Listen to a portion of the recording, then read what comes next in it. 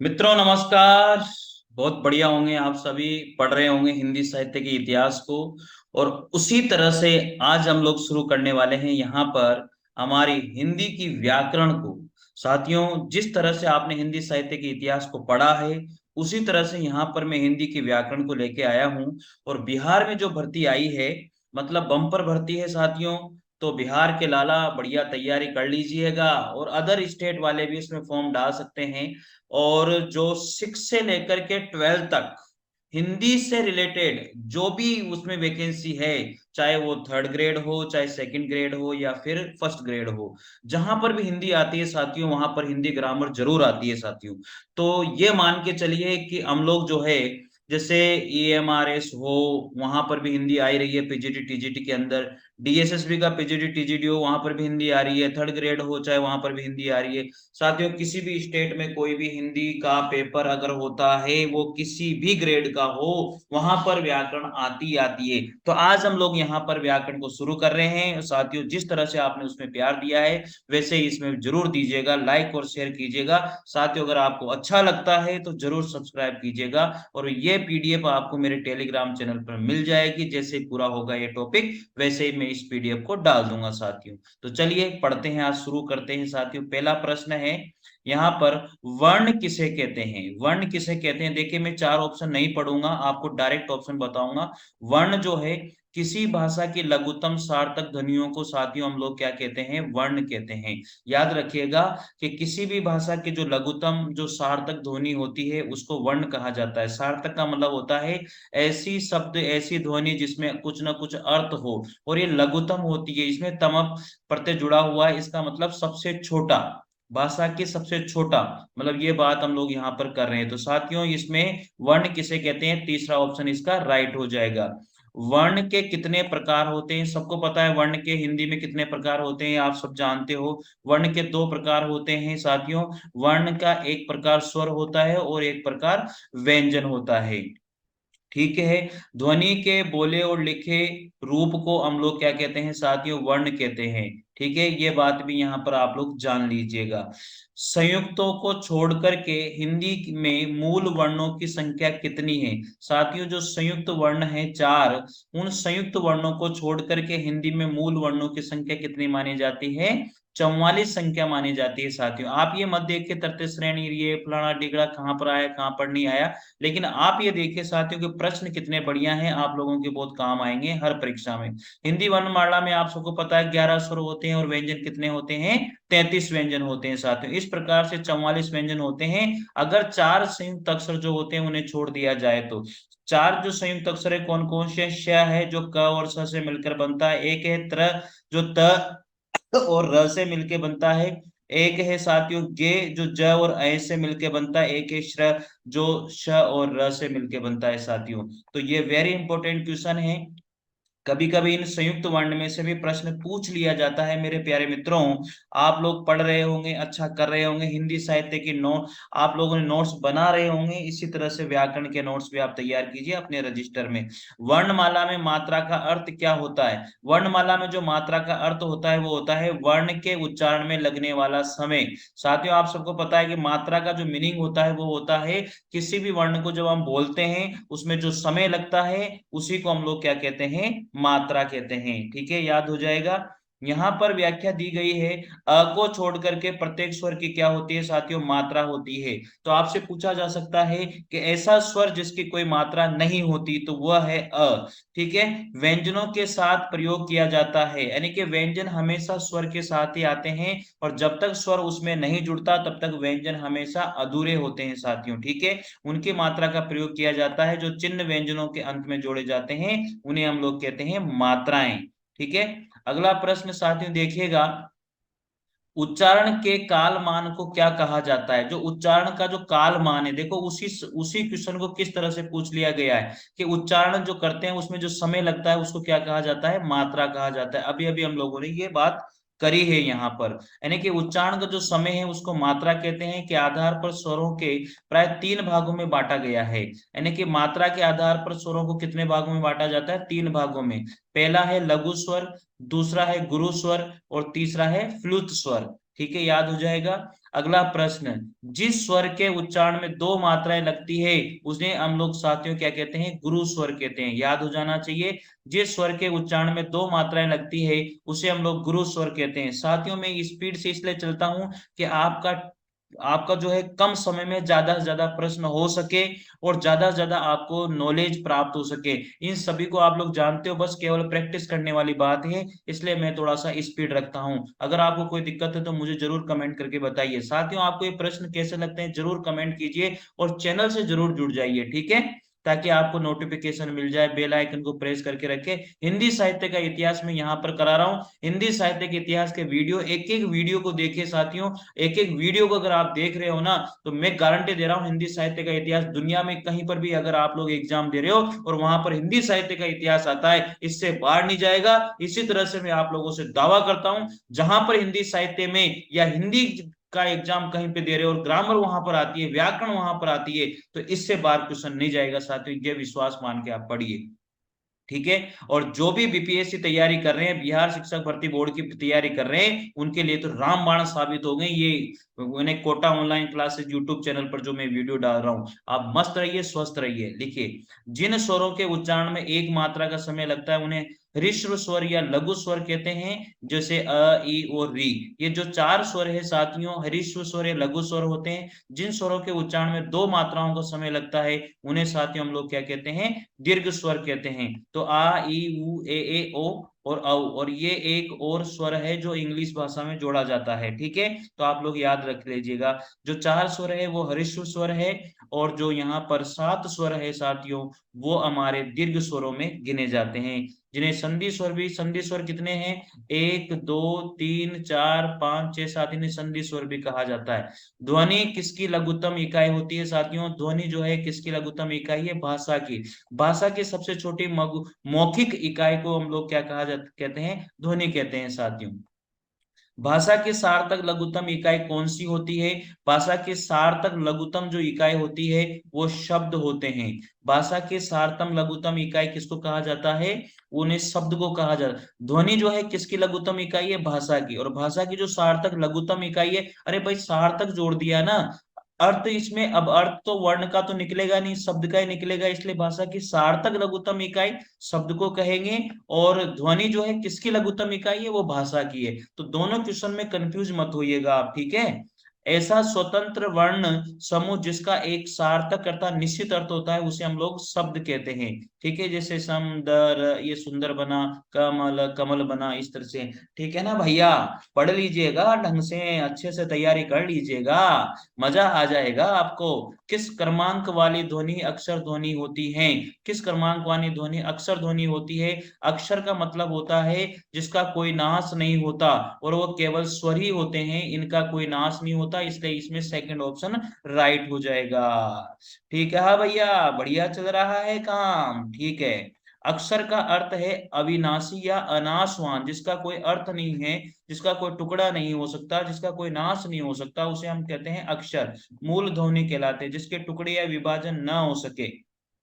जैसे ख ख ई उच्च, ध्वनि का लघुत्तम सबसे छोटा रूप है। हल व्यंजन अच स्वर वर्ण, स्वर व्यंजन मेल को वर्ण कहते हैं। साथियों ये कोई ऐसी समझने वाली बात नहीं है, ठीक है। तो ये आप डायग्राम थोड़ा सा समझ लीजिएगा। ये जो डायग्राम यहाँ पर बना हुआ है ये वेरी इंपॉर्टेंट है, इसे आपको समझना है कौन कौन सा, ये पूरा ये मान के चलिए पूरी वर्णमाला आपकी यहाँ पर आ चुकी है, ठीक है। वर्णमाला में 44 वर्ण होते हैं, सबको पता है, पढ़ लीजिएगा। जो हिंदी वर्णमाला में देखो कितने स्वर होते हैं, 11 स्वर होते हैं। व्यंजन कितने होते हैं, 33 होते हैं। तो 11 स्वर में मूल स्वर जिन्हें हम लघु स्वर या ह्रस्व स्वर कहते हैं वो कितने होते हैं, 4 होते हैं। उसी तरह से स्वरों में गुरु स्वर या दीर्घ स्वर कितने होते हैं, 7 होते हैं। व्यंजन जो 33 होते हैं, स्पर्श व्यंजन 25, अंतस्थ व्यंजन 4 और ऊष्म व्यंजन 4, इस तरह से यहाँ पर 33 व्यंजन होते हैं। मतलब ये जो दिया गया है साथियों, ये जो बॉक्स दिया गया है ना, ये मान लीजिए कि ये वर्ण विचार का पूरा सार, पूरा निचोड़ दे दिया है इन्होंने। ठीक है भैया, पढ़ लो पढ़ लो पढ़ लो रे मेरे लाला, अरे पढ़ लो, जीवन सुधर जाएगा। आपकी जो आशाएं है वो पूरी हो जाएगी, बार बार स्टेट में वैकेंसी नहीं आती है। तो पढ़ लीजिए मेरे लाला। स्वर देखो यहाँ पर स्वर कौन कौन से होते हैं, अ आ ई ई ऊ री ए ओ। ठीक है, लघु स्वर कौन से हैं? ये चार लघु स्वर है, अ ई ऊ, यानी कि जो छोटे छोटे हैं वो चार लघु स्वर है, री को जोड़ लीजिएगा। दीर्घ स्वर है आ ई ऊ ए ओ, ये सात लघु स्वर नहीं होते हैं, लघु स्वर होते हैं चार और दीर्घ स्वर होते हैं सात। लघु स्वर को ही ह्रस्व स्वर भी कहा जाता है, लघु स्वर को ही मूल स्वर भी कहते हैं, दीर्घ स्वर को साथियों गुरु स्वर भी कहते हैं और होते हैं सात। इस तरह से होते हैं हमारे 11 स्वर। अब व्यंजन पे बात करेंगे, व्यंजन कितने हैं लाला? व्यंजन है रे 33। ठीक है, यहाँ पर स्पर्श व्यंजन होते हैं पांच। क पांच वर्ग होते हैं, सबको पता है ना? इस तरह से स्पर्श व्यंजन टोटल 25 होते हैं। ठीक है भैया, तो क वर्ग है, च वर्ग है, ट वर्ग है, त वर्ग है, प वर्ग है। इन वर्ग में जो पांच पांच व्यंजन आते हैं वो सारे के सारे स्पर्श व्यंजन कहलाते हैं। ठीक है, तो ये जो क है, क ख ग घ घ, इस तरह से आप याद कर लीजिएगा, टोटल 25 हो गए। तो ये पहला वर्ग कंठे में आएगा, दूसरा तालवे में आएगा, तीसरा मूर्धन्य में, और जो चौथा है वो दंते में आएगा, और जो प है वो ओष्ठे में आएगा। तो इसको कैसे याद करेंगे? क च ट प त, क च ट त प, क च ट त प। ठीक है, याद हो जाएगा, याद हो जाना भी चाहिए।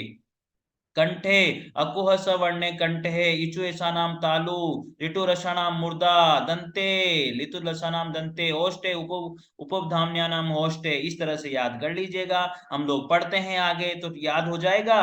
पहला वर्ग कंठ में, अरे कंठ, ये जो कंठ है ना ऊपर वाला आपका भाग, देखे अपने आप को, कंठ ऊपर जो जिसमें आवाज आ रही है वो कंठ में, तो पहला हो गया। दूसरा जो यहाँ पर जो वर्ग है वो तालवे, कंठ के अंदर तालु होता है, फिर तालवे हो गया। फिर तालु के ऊपर थोड़ा सा और ऊपर जाओगे तो मूर्धन्य हो जाएगा, फिर थोड़ा आगे आओगे तो दंते हो जाएगा, दांत के भी आगे आओगे तो ओष्ठ हो जाएगा। इस तरह से याद रख लीजिएगा और थोड़ी ट्रिक लगा लीजिएगा। क च ट त प, क च ट त प। एक वर्ग में जो है पांच होते हैं। इधर अयंगणम नम, अयंगणम नम, तो ये इसको क्या पढ़ोगे? ये पूरे के पूरे जो होते हैं ये अनुनासिक होते हैं, याद हो जाएगा। ठीक है लाला। अंतस्थ व्यंजन होते हैं यर लव, क्या होते हैं? अंतस्थ व्यंजन यर लव होते हैं। ठीक है, यवरल, यानी कि य व र ल, य व र ल। ये इस तरह से जो सीरीज में बता रहा हूँ ये संस्कृत में होती है, और ये र ल व जो होती है वो हिंदी में होती है। तो अंतस्थ व्यंजन भी कितने होते हैं? चार होते हैं। उसमें व्यंजन कितने होते हैं? उसमें व्यंजन भी चार होते हैं। श श श, तीनों प्रकार के श और ह को जोड़ दो, इस तरह से उसमें व्यंजन भी चार हो जाएंगे। व्यवहारिक दृष्टि से हिंदी वर्णमाला में कितने वर्ण होते हैं? 54 वर्ण होते हैं, 12 स्वर और 42 व्यंजन। स्वरों में 11 मूल स्वरों के अलावा अंग, ये कॉलेज जिस तरह लिखते हैं ना उसमें आता है। का का प्रयोग प्रथम ध्वनि के रूप में हो रहा है। इस प्रकार 33 व्यंजनों के अलावा पांच विदेशी ध्वनियां भी जोड़ दी गई है। ये देखें यहाँ पर ग ग ग ज प, यानी कि उर्दू भाषा में प्रयोग किया जाता है, अरबी पार्स में इनको प्रयोग किया जाता है। क ख ग और ज और फ, नीचे नुक्ता लगता है, इसको कहते हैं। ठीक है, चार संयुक्त वर्ण हैं, शत्रज्ञ श्र शामिल होते हैं। इस प्रकार से इनकी संख्या कितनी हो जाती है? 42 हो जाती है। तो साथियों ये टेबल आपके जीवन में बहुत काम आएगी। इस टेबल को तो आप मतलब नोट कर लो, पी जाओ, घोट जाओ। ठीक है, देवनागरी लिपि में स्वरों की संख्या कितनी होती है? अरे देवनागरी लिपि में स्वरों की संख्या 11 ही होती है रे मेरे भाई। कितनी होती है? 11 ही होती है। पढ़ते रहिए लाला। स्पर्श व्यंजनों को उच्चारण स्थान के आधार पर कितने भागों में बांटा गया है? अरे स्पर्श व्यंजनों को अभी अभी पढ़ा है रे लाला, कितने? 5 भागों में बांटा गया है, और प्रत्येक भाग में 5 वर्ण होते हैं। इस तरह से 25 वर्ण होते हैं लाला। ठीक है, किस क्रम में तालव्य व्यंजन नहीं है? किस क्रम में तालव्य व्यंजन नहीं है? तो इचु ऐसा नाम तालु, इचु ऐसा नाम तालु। ठीक है, गे, गे में भी आए आता है, तो सेकंड ऑप्शन राइट हो जाएगा लाला। ठीक है, गे में भी ज और आए आता है, तो आए जो व्यंजन है ना वो तालव्य में होता है। ठीक है, च छ ज, तो ज भी तालव्य में होता है भैया, तो इसलिए गे में तो तालव्य व्यंजन है, लेकिन घ जो होता है वो तालव्य व्यंजन नहीं है। तो घ कौन सा व्यंजन है? क ख ग घ कंठे व्यंजन है। हो जाएगा याद। ठीक है, प और फ का उच्चारण स्थान क्या है? उपध्मन्य नाम होष्टे। प और फ का नाम उच्चारण स्थान होष्ट है, उपध्मन्य नाम होष्ट है। याद कर लेना, प और फ का उच्चारण स्थान होष्टे रहेगा। निम्नलिखित ध्वनियों में से बताए कि कौन सा वर्ण होष्टे नहीं है। उपध्मन्य नाम होष्टे होता है, तो साथियों ये ऐंगणम, ये नहीं होगा। ठीक है, ये किस में आएगा? च छ ज ज आए, ये तालवे में आएगा मेरे प्यारे साथी, ये तालवे में आएगा। पढ़ रहे हो ना मेरे लाला? उच्चारण स्थान की दृष्टि से इनमें से कौन सा व्यंजन तालवे है? इचु ऐसा नाम तालु, इचु ऐसा नाम तालु, तो इचु ऐसा नाम, तो च छ ज, तो ये हो जाएगा तालवे। ठीक है, और जो व है ये अंतस्थ व्यंजन है, यर ल व, तो व जो है अंतस्थ व्यंजन है, प जो है होष्टे व्यंजन है, त जो है दंते व्यंजन है। ठीक है, याद कर लीजिएगा, अच्छे से पढ़ लीजिएगा। मजा आ रहा है? चलिए ठीक है, किस क्रम में तालवे व्यंजन है? प्यारे साथियों, जबरदस्त प्रश्न है, आपके जीवन को संवारने वाले प्रश्न है, और ज्यादा से ज्यादा प्रैक्टिस कीजिए। आप कहीं मत पढ़िए, कहीं मत पढ़िए, मैं कह रहा हूं ना, मत पढ़िए चक्कर में। इन प्रश्नों को बार बार रिवाइज कर लीजिए। हिंदी साहित्य का इतिहास जो मैं करा रहा हूं उसको नोट्स बना लीजिए, इसके नोट्स बना लीजिए। इसके अलावा हिंदी में आपको कहीं से कुछ भी पढ़ने की आवश्यकता नहीं है। ठीक है, और जो बुक्स जो वहां पर चलती है उसकी प्रैक्टिस भी मैं यहाँ पर कराने वाला हूँ, इसके लिए आप निश्चित रहिए। ठीक है, तो बिहार के लाला आप तैयार रहिएगा। किस क्रम में तालवे व्यंजन है? बिहार जो शिक्षक भर्ती बोर्ड है ना, उसको तो ये मान के चलिए अपन निमिटा देंगे। ठीक है ना, ये क्वेश्चन एक भी क्वेश्चन बाहर नहीं जाएगा, गारंटी है मेरी। किस क्रम में तालवे व्यंजन है? इचु ऐसा नाम तालु, तो यहाँ पर तीसरा वर्ण आ जाएगा। ठीक है, किस क्रमांक में मूर्धन्य व्यंजन है? ऋतु रसानाम मुर्दा, तो यहाँ पर ऋतु रसानाम मुर्दा में ट व्यंजन, यहाँ पर ट राइट हो जाएगा। ज और ध का उच्चारण स्थान क्या है? इचु ऐसा नाम तालु, और जो त त द त तंत त, ठीक है, तालवे और तंते, ये ऑप्शन इसका राइट हो जाएगा। अगला है, भाषा में स्वतः उच्चारित ध्वनियों को निम्नलिखित में से किस नाम से जाना जाता है? भाषा में जो भी स्वतः उच्चारित होती है उनको क्या कहा जाता है? स्वर कहा जाता है। स्वतः उच्चारित होना मतलब स्वर उनको कहा जाता है। ठीक है, जिन ध्वनियों के उच्चारण में श्वास वायु बिना किसी रुकावट के मुख से निकलती है उन्हें स्वर कहते हैं। उच्चारण समय या मात्रा के आधार पर स्वरों को प्राय दो भागों में बांटा गया है। ह्रस्व स्वर जिसे लघु स्वर भी कहते हैं, दीर्घ स्वर जिसे हम लोग गुरु स्वर भी कहते हैं। मैं पहले पढ़ा चुका हूं इस चीज को। ठीक है, हिंदी वर्णमाला में मूल स्वर कितने होते हैं?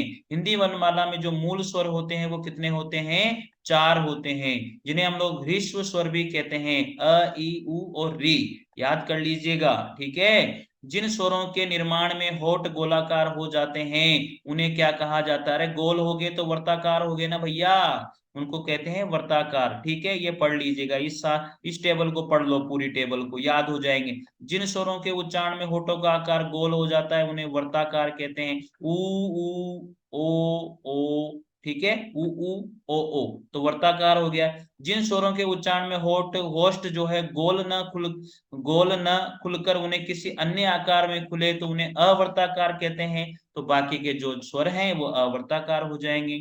अब संवृत्त स्वर कौन सा? जिसमें कम खुला मुख हो, कम खुला मुख हो उन्हें कहते हैं संवृत्त स्वर। याद कर लो लाला, संवृत्त स्वर जो है उन्हें कहते हैं कम खुला मुख, जैसे ई और उ। ठीक है, अर्ध संवृत्त स्वर है उन्हें मुख का थोड़ा अधिक खुलना, उन्हें अर्ध संवृत्त स्वर कहा जाता है, ए और ओ। ठीक है, याद कर लो या लिख लो। विवृत स्वर का अर्थ है अधिक खुला हुआ मुख, जैसे आ, तो याद कर लीजिएगा। ई और उ जो है वो है अर्ध संवृत्त स्वर, ए और ओ जो है अर्ध संवृत्त स्वर, और आ जो है वो है विवृत स्वर। ठीक है, तो कम खुला मुख तो संवृत्त स्वर में, मुख का थोड़ा अधिक खुलना अर्ध संवृत्त स्वर में, और अधिक मुख का खुलना विवृत स्वर में, आ। ठीक है, इस तरह से। किस क्रम में विवृत स्वर हैं? किस क्रम में यहाँ पर विवृत स्वर हैं? तो आ का मतलब है कि पूरा अधिक मुख का खुल जाना, तो ये विवृत स्वर हो जाएगा। व्यंजन ध्वनियों का वर्गीकरण प्रमुखतः कितने आधारों पर किया जाता है? व्यंजन ध्वनियों का जो वर्गीकरण है प्रमुख रूप से दो आधारों पर किया जाता है। एक तो उच्चारण स्थान के आधार पर और एक प्रयत्न के आधार पर। किसके आधार पर? उच्चारण स्थान के आधार पर और प्रयत्न के आधार पर किया जाता है।